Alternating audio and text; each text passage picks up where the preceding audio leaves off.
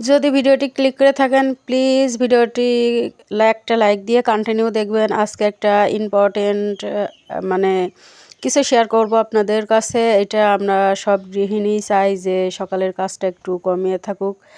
তো আসসালামু আলাইকুম, কেমন আছেন সবাই? আশা করি যে যেখানে আছেন সবাই অনেক অনেক ভালো আছেন।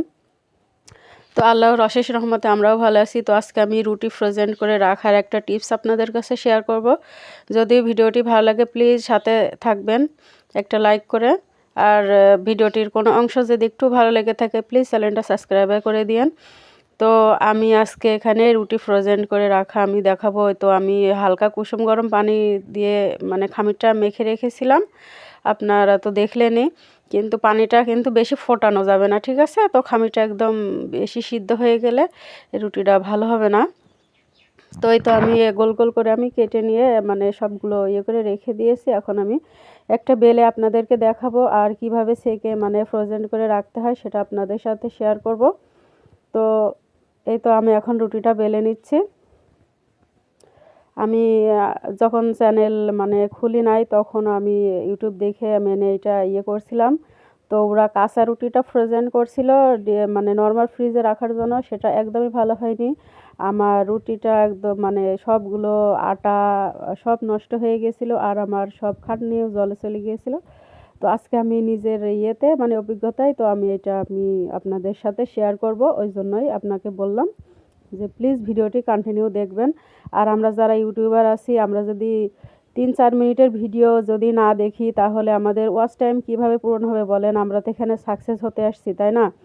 আপনি আমার ভিডিও দেখবেন, আমি আপনার ভিডিও দেখব, তারপরে তো আমাদের সাকসেস হব আমরা। না হলে তো আমরা সাকসেস হতে পারবো না, তাই না? তো ভিডিওটি কন্টিনিউ দেখবেন। তো এই তো আমি আগে একটা রুটি বেলে নিয়েছিলাম, আমি বেলে নিয়ে আমি রেখে দেব।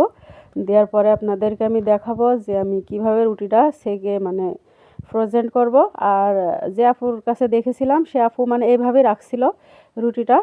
তো এভাবে রাখলে কিন্তু নর্মাল ফ্রিজে কিন্তু পানি বের হয়, তো এভাবে রাখলে একদমই ভালো হবে না। তো এই দেখেন আমার রুটিটা সেকা হয়ে গেছে। আমি এখন রুটিটাকে উঠিয়ে নিয়ে আপনাদেরকে দেখাবো। এভাবে আপনারা রাখলে 1 সপ্তাহ 15 দিন মানে একভাবে রাখতে পারবেন, কোনো সমস্যা নেই। হালকা করে এপিঠ আর ওপিঠ একটু ভেজে নেবেন, মানে হালকা করে, বেশি ভাজা যাবে না, হালকা করে। আর এই রুটিটা আমি সম্পূর্ণ ভেজে নিব আর ওই যেটা দেখালাম ওইভাবে রাখবেন, তাহলে আপনারা নিশ্চিন্তে 1 সপ্তাহ রাখতে পারবেন। মানে প্লেটে রাখবেন, প্লেটের নিচে একটা পেপার বিছিয়ে দিয়ে পেপারের উপরে সবগুলো রুটি রেখে দিলেই আর কোনো সমস্যা হবে না।